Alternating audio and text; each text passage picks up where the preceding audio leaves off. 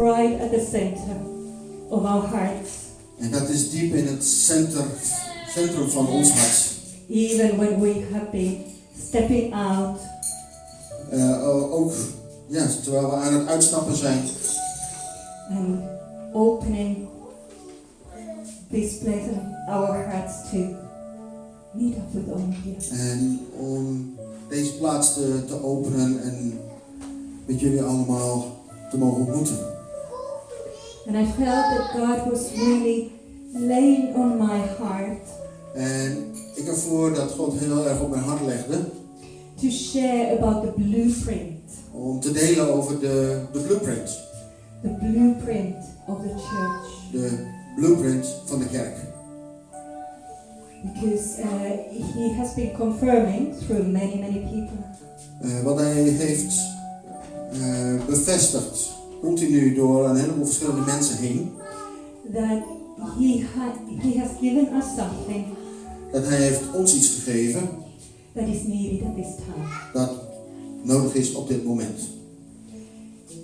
We know what most people think about when you say the word church. En we weten wat een heleboel mensen gelijk denken op het moment dat je het woord kerk gebruikt. Depending on which denomination or background they come from. En afhankelijk van welke denominatie en achtergrond ze komen.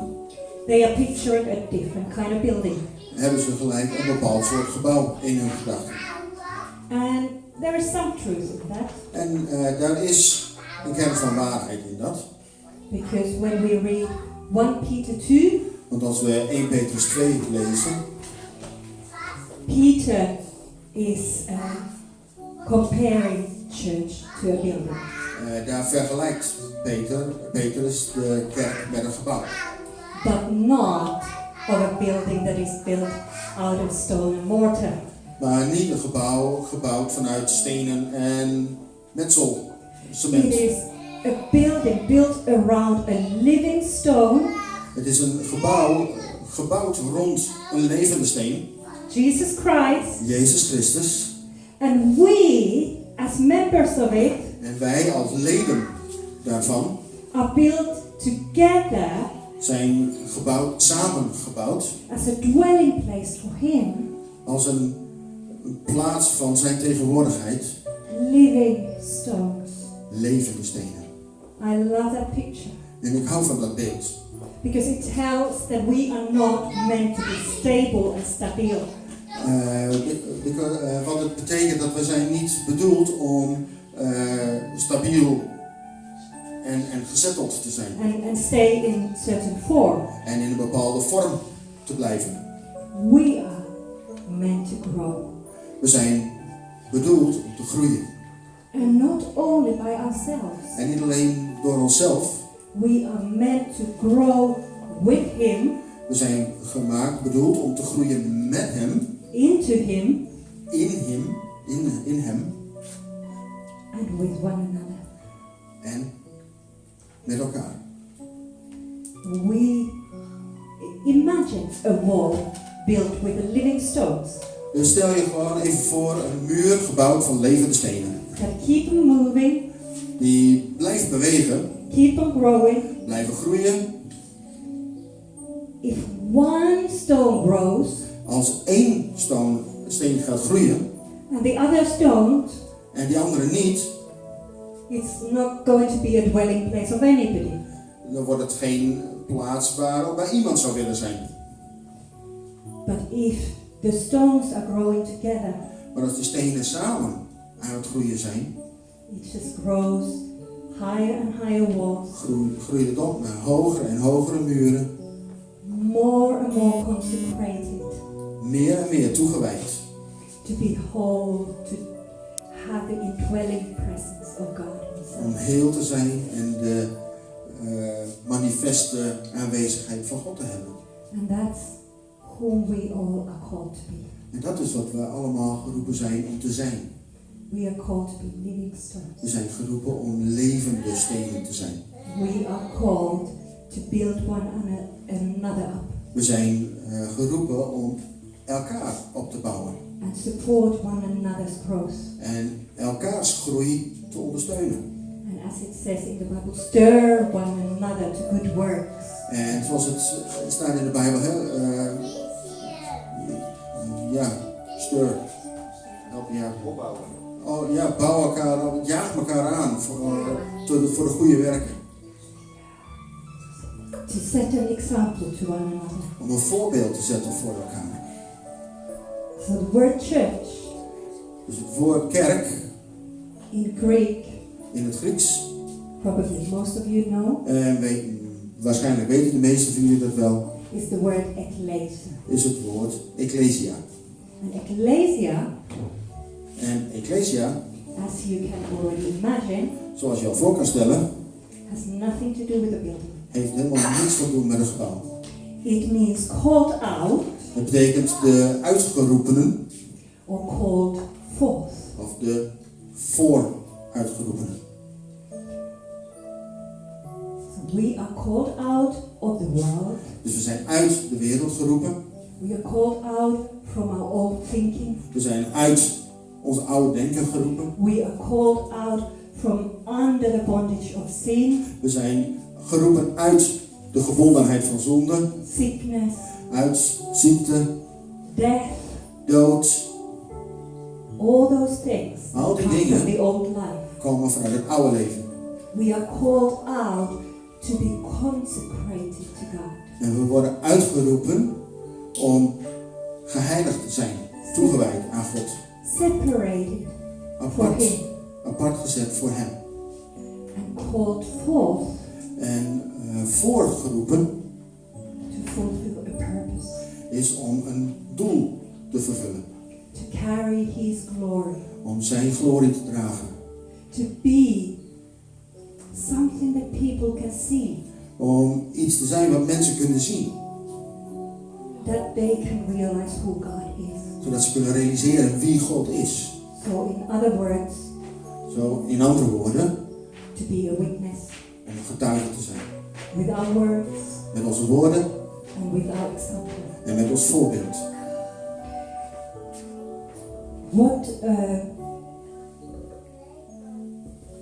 What are we called forth for? En waarvoor zijn we voorgeroepen? Jesus has commissioned us. Jezus heeft ons gecommissioneerd. Is dat een mooi woord? Ja, klinkt wel aardig. Yeah. We exist for a purpose. Wij bestaan voor een specifiek doel. He told this to his first disciples, En hij vertelde dat aan zijn eerste discipelen. and it still is true for every child of God. En het is nog steeds waar voor elk kind van God. Matthew 28, Matthäus 28, verses 18 to 20. vers 18 tot en met 20. Just read it in Dutch. Yep. When you are finding, I can read it in English. Then Jesus came to them and said, all authority in heaven and on earth has been given to me. Therefore, go and make disciples of all nations, baptizing them in the name of the Father and of the Son and of the Holy Spirit, and teaching them to obey everything I have commanded you. And surely I am with you always to the very end of the age. En Jezus kwam naar hen toe, sprak met hen en zei: mij is gegeven alle macht in hemel en op aarde. Ga dan heen, onderwijs al de volken, hen dopend in de naam van de Vader en van de Zoon en van de Heilige Geest, hun lerend alles wat ik u geboden heb in acht te nemen. En zie, ik ben met u al de dagen tot de voleinding van de wereld. Amen. This is our commissioning from Jesus. Dat is de commissioning die Jezus aan ons gegeven heeft. This is the blueprint. Dat is de blueprint. Jesus did not ask us to build churches. Jezus heeft ons niet gevraagd om allemaal kerken als gebouwen te bouwen. He actually says, I will build my church. Hij zegt zelf, ik zal mijn kerk bouwen. You go and make disciples. Maar jij ga en maak discipelen. And this is where we have found that there is a real need at this day. En dit is wat wij ervaren als een echte nood op dit moment. In the Netherlands, In Nederland, in Europe, in Europa in other nations where we have been. en in andere landen waar wij geweest zijn. This is the one thing that is lacking. En dit is een van de dingen die echt mist. Disciples. Discipelschap. Yeah. Discipleship. So what does it mean? Dus wat betekent dat? What is a disciple? Wat is een discipel? So if we look at what Jesus did, Dus als we kijken naar wat Jezus deed, what was his first thing that he put as a criteria for the disciple? wat was het eerste ding wat hij neerlegde als een criterium voor de discipel? We find it in Mark 3, En dat vinden we in Marcus 3, verse 13. vers 13. So Jesus went up on a mountainside and called to him those he wanted, and they came to him. He appointed 12 that they might first be with him, and that secondly he might send them out to preach and to have authority to drive out demons. En hij klom de berg op en riep bij zich wie hij wilde en zij kwamen naar hem toe. En hij stelde er 12 aan om bij hem te zijn en om hen uit te zenden om te prediken en macht te hebben om de ziekten te genezen en de demonen uit te drijven. What Jesus did, Wat Jezus deed, he called them to himself, hij riep ze naar hemzelf to be with him. om bij hem te zijn. The most important task of a disciple De belangrijkste taak van een discipel is to come to him is naar hem toe gaan and to be with him. en bij hem te zijn. That's how we learn. Dat is hoe we leren. That's how we grow. Dat is hoe we groeien And that's how we become more like him. en dat is hoe we meer op hem gaan lijken. To be with him Om bij hem te zijn is much more important than what you do. is veel meer belangrijker dan wat je doet. It's much more important than what you say. Het is zoveel meer belangrijk dan wat je zegt. Jesus said to Mary Jezus zei tegen Maria that he had chosen the good part dat zij heeft gekozen het goede deel. that is not taken away from her. Dat niet van haar afgenomen kan worden. And what was that? En wat was dat? She was staying at Jesus' feet Zij zat aan Jezus' voeten. while her sister was running all over the place Terwijl haar zus aan het rennen was door het hele huis. and serving. En aan het dienen. And serving is good, En dienen is goed. but it will never replace us being with him. Maar het zal nooit vervangen dat bij hem te zijn. He longs to be with each one of us. En hij verlangt ernaar om bij ieder van ons te zijn. He longs to hold us near. Hij verlangt ernaar om ons dicht bij zich te houden. He longs the relationship. Hij verlangt naar de relatie. He longs. Hij verlangt. He longs for you. Hij verlangt naar jou. Much more than we long for him. En nog veel meer dan wij naar hem verlangen.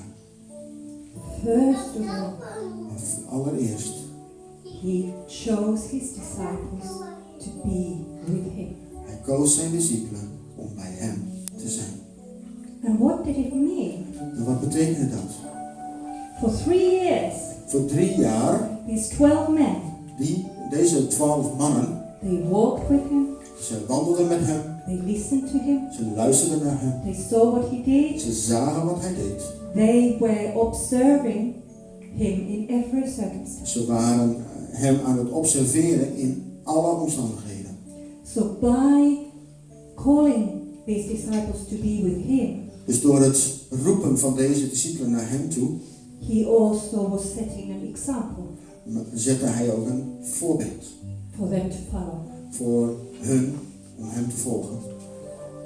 As they had seen Jesus do miracles, En zoals zij gezien hebben hoe Jezus wonderen deed, then suddenly Jesus said to them, en plotseling zei Jezus tegen hun, when there were very, very many thousands of hungry people, en toen er duizenden en duizenden hongerige mensen waren, he said, okay, you've seen what I am like. en hij zei, oké, je hebt gezien hoe ik ben. You give something for these people to eat. Zo, nou, gaan jullie wat aan deze mensen geven. And he was using that as a teaching opportunity for En hij them. gebruikte dat als een leermoment voor hen. How things work in the spiritual realm. Hoe dingen werken in de geestelijke wereld.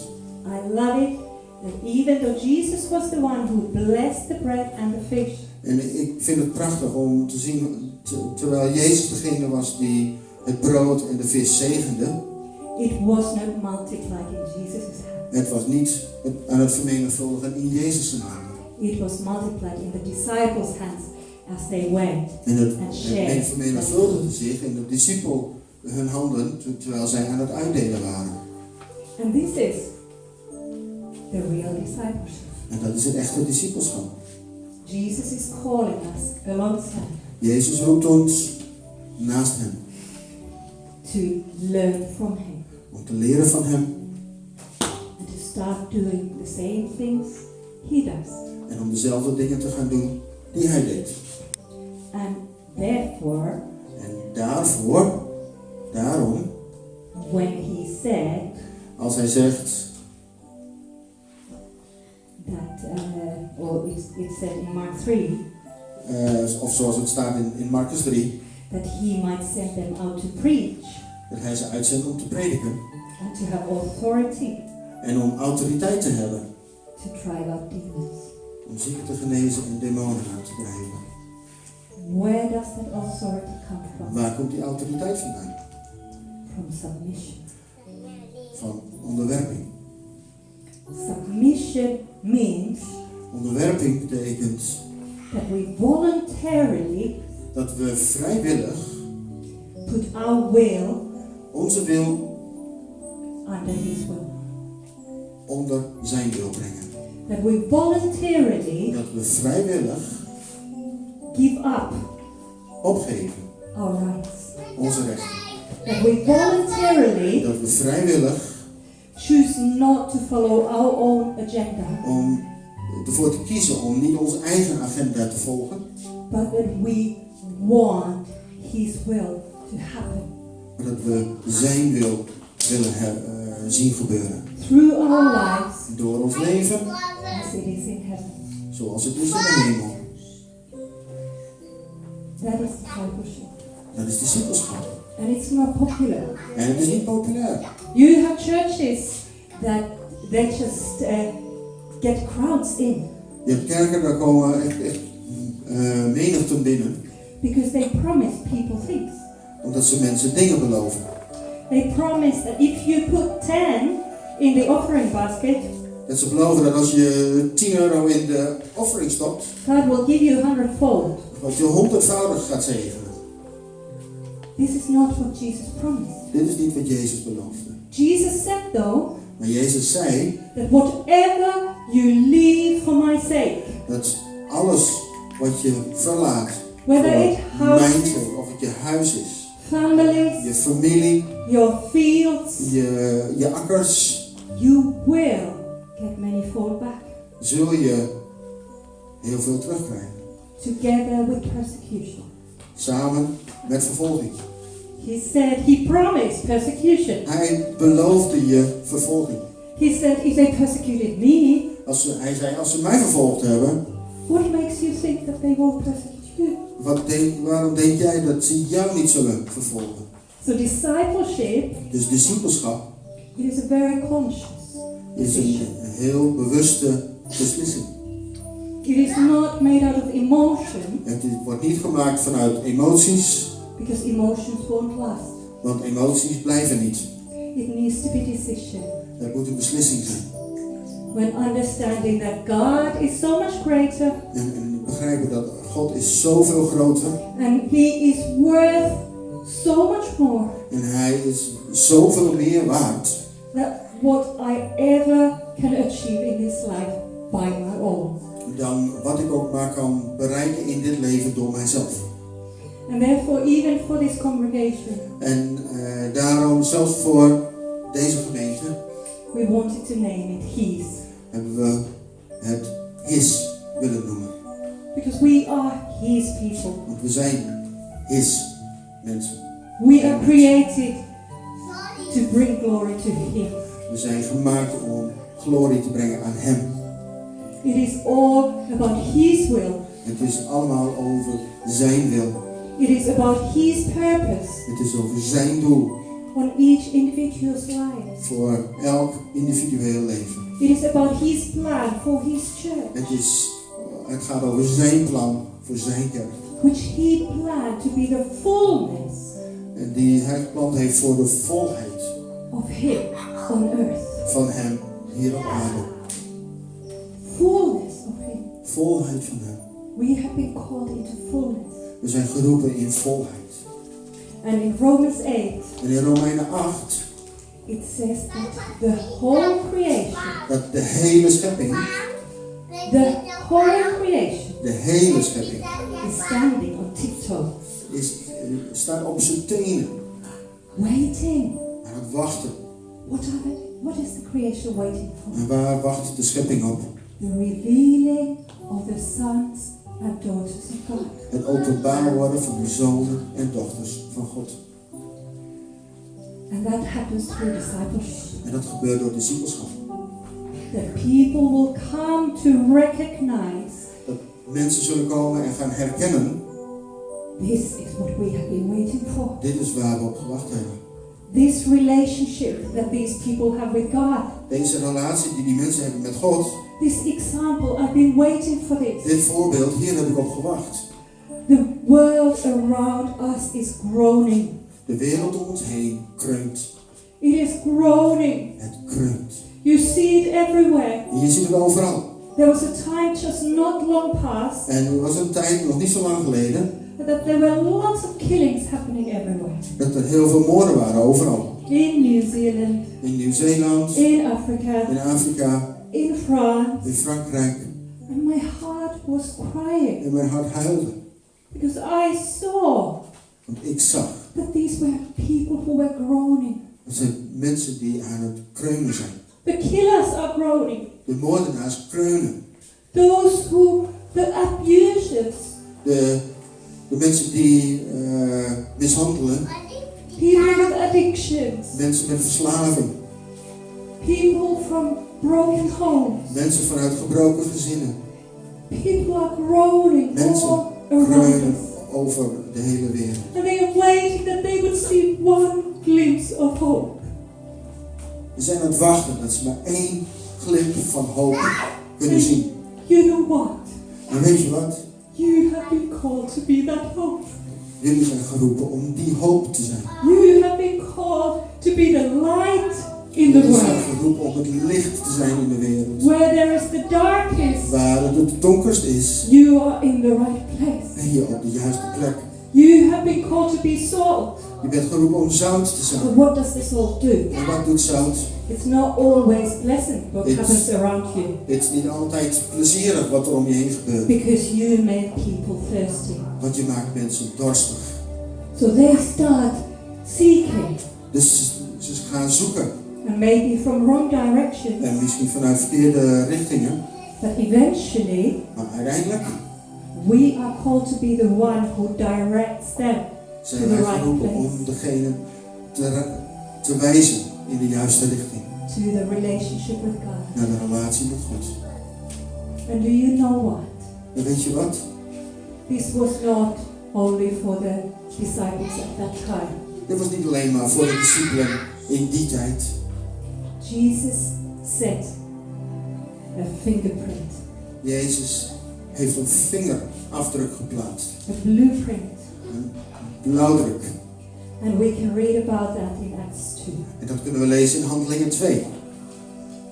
What did the first disciples do with it? Wat deden de eerste discipelen daarmee? In Acts 2 verses 41 to 46. Handelingen 2 vers 41 tot 46. So we have seen that before Jesus went up to heaven, Dus we hebben gezien dat voordat Jezus naar de hemel ging, disciples were confused. de discipelen waren verward. They were waiting that Jesus will come with power and set an order governmentally. En ze waren aan het wachten dat Jezus zou komen met kracht om een orde te zetten op regeringsniveau. And throw off the Romans from Israel. En de Romeinen van Israël And weg te start nemen. reigning En om te gaan regeren with them samen met on hun. his side. It wasn't until the Holy Spirit came Maar het was pas op het moment dat de Heilige Geest kwam when they understood. dat ze begonnen te begrijpen. Because Holy Spirit teaches us Want de Heilige Geest onderwijst ons into all the secrets of God. in alle geheimenissen van God. And He gives us the power to be witnesses. En hij geeft ons de kracht om getuige te zijn. And Peter was delivering his first Spirit-filled message. En Petrus was zijn eerste geestvervulde prediking aan het geven. And as a result, En als een resultaat daarvan, those who accepted his message were baptized, and about 3,000 were added to their number that day. They devoted themselves to the apostles' teaching and fellowship, to the breaking of bread, and to prayer. Everyone was filled with awe at the many wonders and signs performed by the apostles. All the believers were together and had everything in common. They sold property and possessions to give to anyone who had need. Every day they continued to meet together in the temple courts. They broke bread in their homes and ate together with glad and sincere hearts, praising God and enjoying the favor of all the people. And the Lord added to their number daily those who were being saved. zij nu die zijn woord met vreugde aannamen, werden gedoopt. En ongeveer 3000 zielen werden er op die dag toegevoegd. En zij volhardden in de leer van de apostelen en in de gemeenschap, in het breken van het brood en in de gebeden. En er kwam vrees over iedereen. En er werden veel wonderen en tekenen door de apostelen gedaan. En allen die geloofden waren bijeen en hadden alle dingen gemeenschappelijk. En zij verkochten bezittingen en eigendommen en verdeelden die onder allen, nadat ieder nodig had.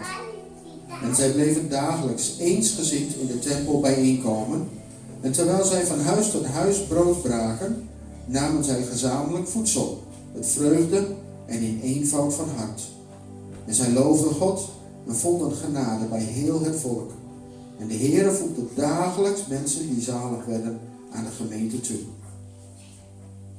This was the result. Dus dat is het resultaat.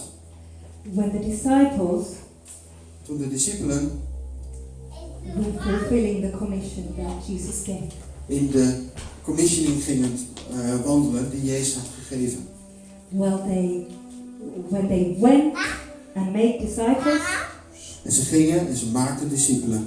of all nations, starting from Jerusalem. Van alle naties, startend vanuit Jeruzalem. And the interesting thing was that was a celebration time. En het interessante was dat het was een tijd van feest. And people had come from all over to Jerusalem. En mensen waren vanuit alle streken naar Jeruzalem gekomen. A bit like the same situation where we are in. En een beetje dezelfde situatie als waar wij in zijn. We do not actually need to go to all the nations. We hoeven niet letterlijk naar alle naties te gaan. Because all the nations are coming to us. Want op dit moment komen alle naties naar ons. This is an opportune time.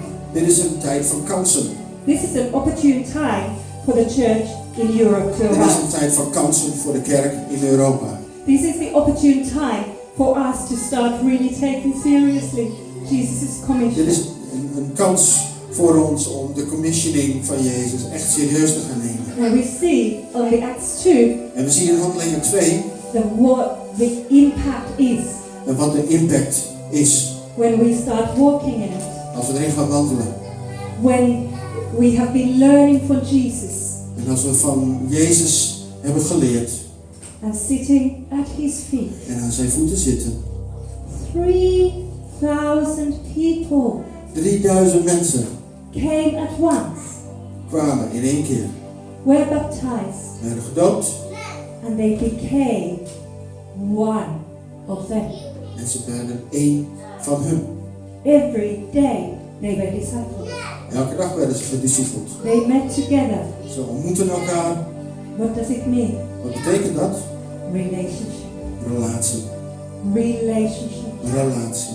People, those people who are groaning around us, Die mensen die aan het kreunen zijn om ons heen, they are groaning for relationship. die kreunen voor een relatie.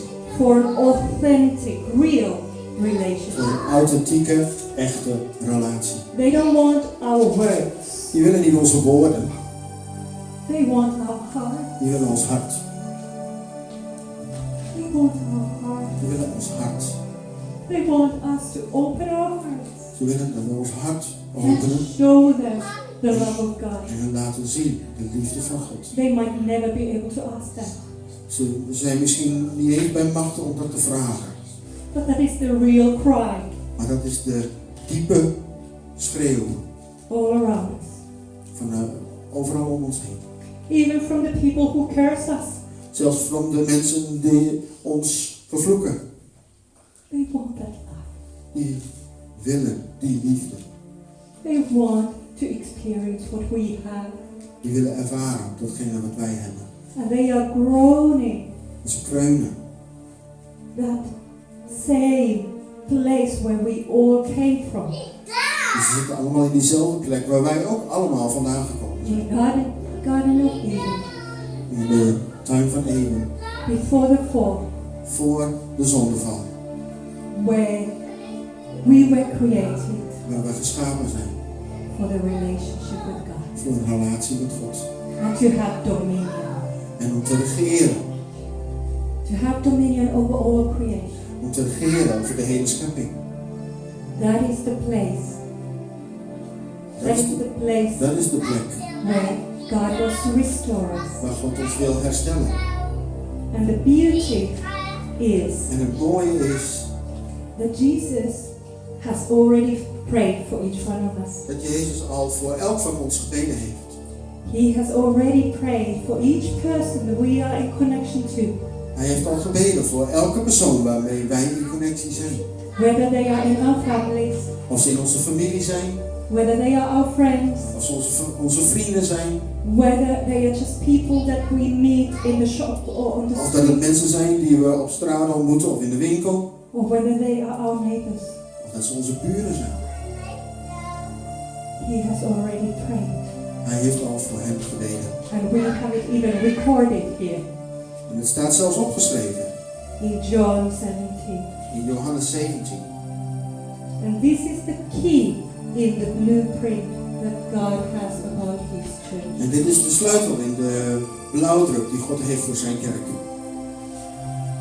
He says in verse 20, En hij zegt in vers 20. I ask not only for these disciples, but also for all those who will one day believe in me through their message. One day, even if they haven't yet, those who will one day believe my message. En ik bid niet alleen voor deze, maar ook voor hen die door hun woord in mij zullen geloven.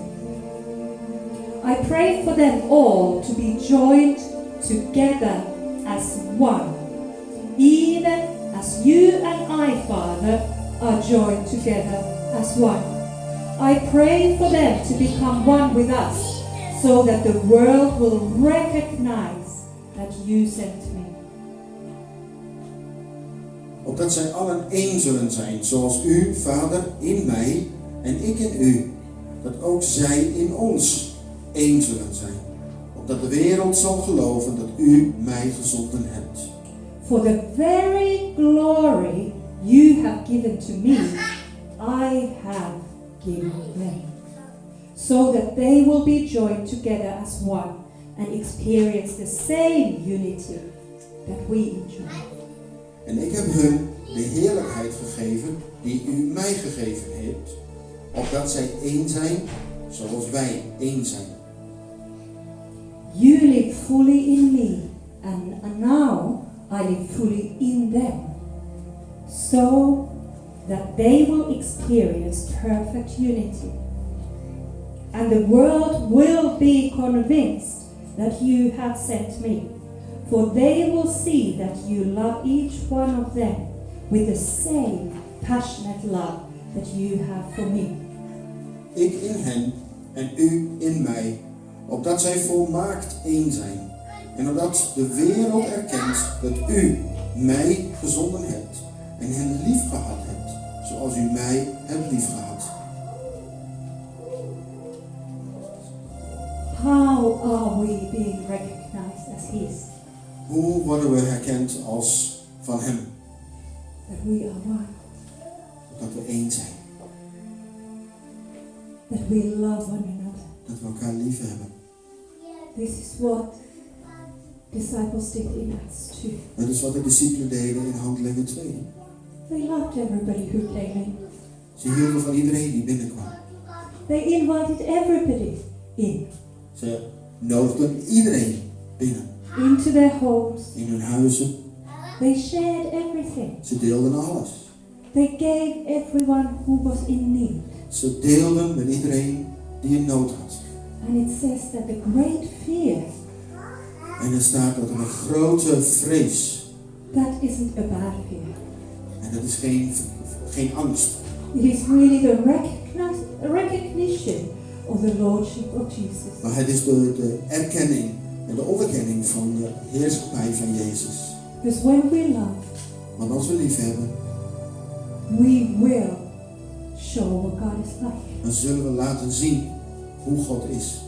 We will show how holy, We zullen laten we zien hoe heilig, how loving, hoe liefdevol, how merciful, hoe vergevingsgezind.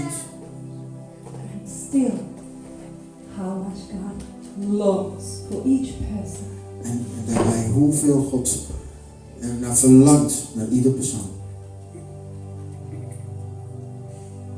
When we give out Als we het uitleven from that place being at His feet, van die plaats waarbij we zijn aan zijn voeten.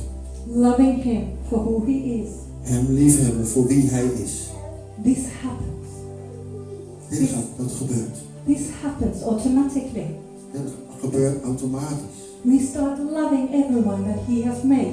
We beginnen lief te hebben iedereen die hij gemaakt heeft. No matter if they have everything together, Maakt niet uit of ze alles voor elkaar hebben. we see them as the image of God to be released. Maar we zien ze als het beeld van God wat vrijgezet moet worden. Yeah, that son and daughter that needs to be revealed. Die zoon en die dochter die geopenbaard mag gaan worden. Because as each person around us Want zoals elke persoon om ons heen comes to know who they really were created to be, gaat ontdekken wie ze werkelijk zijn, there is going to be transformation. dan ontstaat er een transformatie. Just like when we are looking in the mirror Net zoals we kijken in die spiegel and we see the image of Jesus in front of us, en wij zien het beeld van Jezus voor ons. and He is saying, En hij zegt tegen ons, that's how you were created to be. zo ben jij geschapen om zo te zijn. Imagine when you keep on looking into this mirror, En stel je voor, terwijl je dus in die spiegel aan het kijken blijft. and then when you walk around, En als je dan rondwandelt, other people see His image andere mensen gaan zijn beeld in in jou us, zien. In ons. and they want to be transformed into the same image. En zij willen ook getransformeerd worden in ditzelfde beeld. It is the invitation for redemption. Het is de uitnodiging voor redding. It is the invitation to liberation. Het is de uitnodiging voor vrijheid. Freedom that we have been created for. Vrijheid waarvoor we geschapen zijn. In the relationship with Him. In de relatie met Hem. And lastly, En als laatste, I had a sense that God was asking us to do something. ik had een gevoel dat God ons vroeg om iets te gaan doen. In the same way that in John 21, Op dezelfde manier dat in Johannes 21, Jesus is speaking to Peter. Jezus praat tegen Petrus. Just before he went up into heaven, Vlak voordat hij naar de hemel gaat. no matter where Peter had been, En het maakt helemaal niet uit waar Petrus geweest is. he was establishing something with Peter there. Hij maakte iets concreets met Petrus daar. And Acts 2 shows that it had been established. En Handelingen 2 laat zien dat het gezetteld was. So what did Jesus do? Zo, wat deed Jezus? He asked Peter Hij vroeg Peter one question. één vraag. Do you love me? Hou jij van mij? Do you love me? Hou jij van hem? And when Peter replied a little bit round and about, Wat Petrus antwoordde, een beetje slingerend. because in Greek that is a very powerful word that Jesus used for love. Want in het Grieks is het een heel krachtig woord wat Jezus gebruikte voor liefde. That's the perfect love. En dat is de perfecte liefde. Agape. Agape. Unconditional love. Liefde zonder condities. And Peter was very aware En Petrus was zich heel bewust that he had just denied Jesus dat hij zojuist Jezus had verloochend. 3 times. 3 keer. And he said, yeah, I love you as a friend. Hij zei, ja, ik hou van u. And Jesus kept on asking En Jezus bleef vragen. 3 times 3 keer. to establish Peter. Om Petrus te bevestigen. This is the key ingredient. En dat is het hoofdingrediënt. Do you love me? Hou je van mij. That's all that matters. Dat is alles wat belangrijk is. That is all that mattered. So the apostles were preaching all the known word. Dat is het enige wat belangrijk was. Waarmee de apostelen de hele bekende wereld van dat moment bereikten. And every time after Peter's answer, En elke keer na Petrus' antwoord Jesus gave him a task. gaf Jezus hem een opdracht. Feed my lambs. Voed mijn lammeren. Take care of my sheep. Zorg voor mijn schapen. Feed my sheep. Sorry? Feed my sheep. Voed mijn schapen. And what I felt that God was asking us to do today, En wat ik ervaarde, wat God vroeg aan ons om vandaag te doen. I feel that it has a prophetic significance. En ik ervaar dat het een hele profetisch belang is. Because when Jesus knew that he has only one day before he is going to be killed and taken up. Want toen Jezus wist dat hij al nog maar 1 dag had voordat hij gekruisigd werd en zou sterven. Because of the love for the Father. Vanwege de liefde voor de Vader. What did he do? Wat deed hij?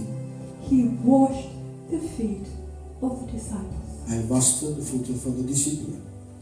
And this is what we believe that we have been called to do.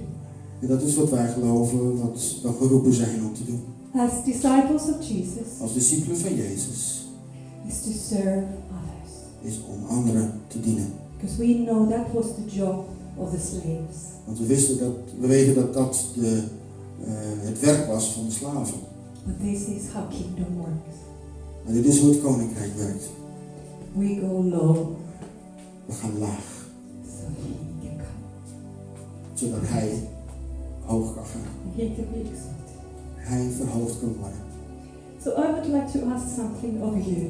Dus ik zou van jullie iets willen vragen. Would you be so kind and remove any shoes or socks that you have? Zouden jullie zo vriendelijk willen zijn om schoenen en sokken? We know that you have showered and you have En we bathed. weten dat je allemaal gedoucht hebt vanmorgen en in bad geweest. So we are not going to wash your feet, Zo, we gaan niet jullie voeten wassen, but we are going to anoint your feet. maar we gaan jullie voeten zalven. So wherever those feet go, Dus waar die voeten ook mogen gaan, may the love of God is shown, met de liefde van God.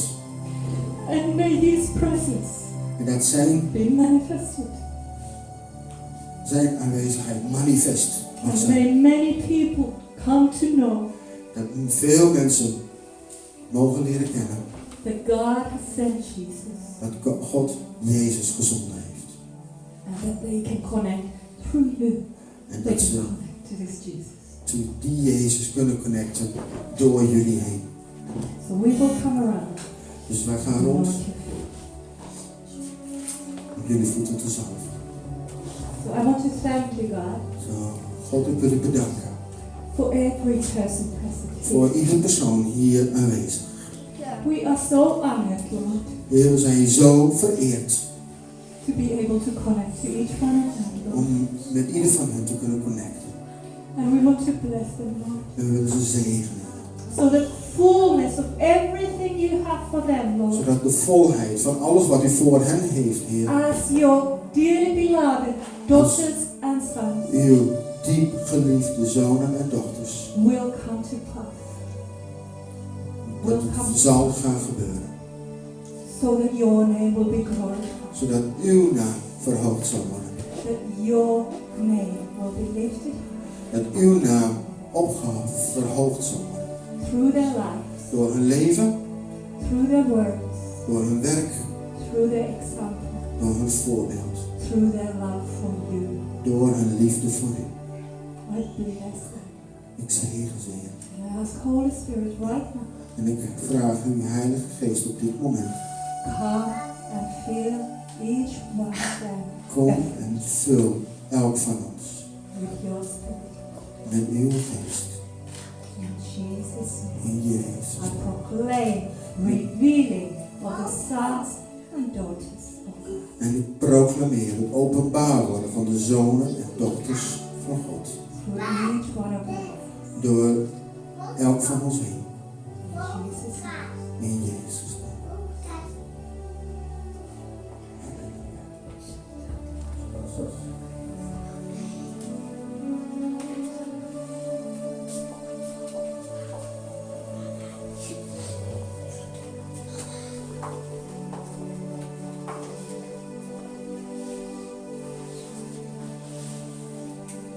Don't worry, it won't be slippery.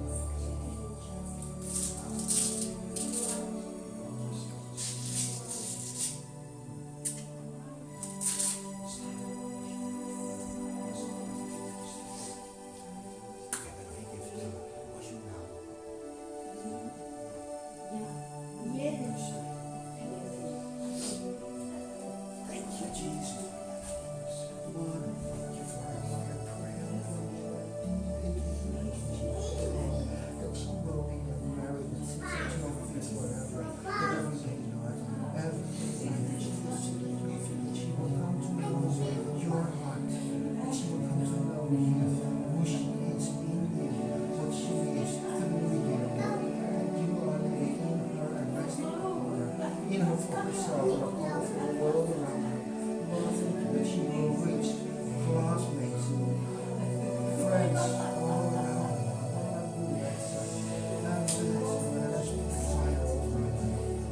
Fire of the Holy Spirit over us. Thank you, Lord. Thank you, Lord. Bless you. I thank you, Jesus. I thank you, Jesus, for who she is, who you created her to be, for the call that's upon her life.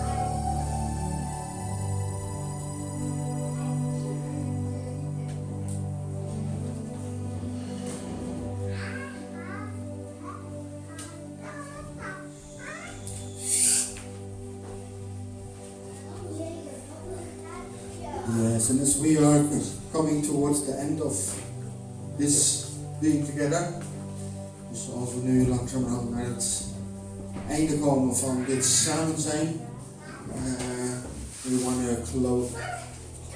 want to close with one worship song. We eindigen nog met één aanbiddingslied. And it's called Worthy of It All. God is alles waar. And I love that song because it's not just singing over him, but it's singing towards him. Het is een lied waar ik enorm van hou. Het is een lied wat tot hem zingt, maar echt rechtstreeks tot hem zingt. So celebrate him. If you still the table for the communion and the offering is still there, you can do all that. And dus vier het feest. Ga in aanbidding. En als je aan de tafel nog dingen wil gebruiken van avondmaal, ga uw gang. Wil offeren, ga uw gang in aanbidding. Amen. Amen. Halleluja.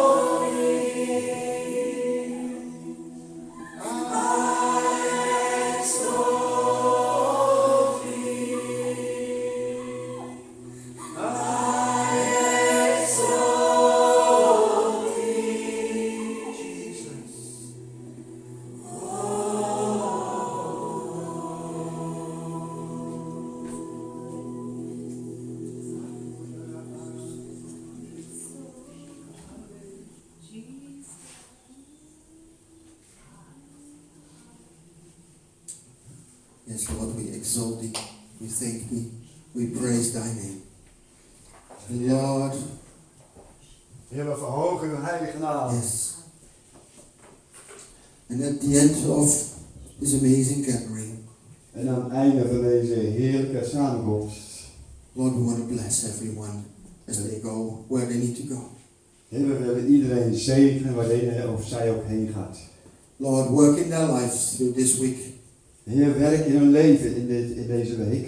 Lord, bring fire into their lives Heer, vlam het op in hun leven.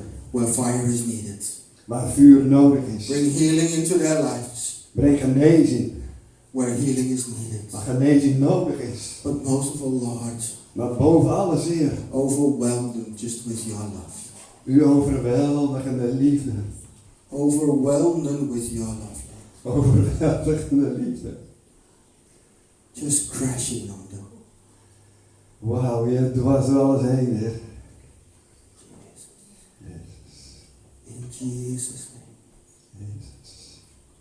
In Jesus' name. Jezus.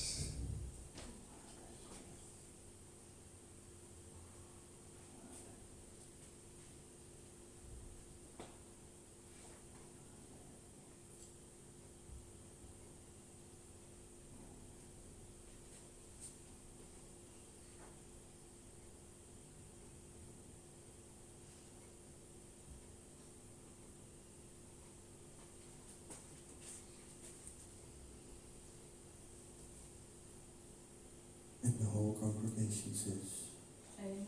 Amen. De hele samenkomst zegt amen, amen, amen. Stay in His presence. Have coffee, tea. Just feel at home. Blijf in zijn tegenwoordigheid. Neem gerust koffie en thee. Voel je thuis. Amen.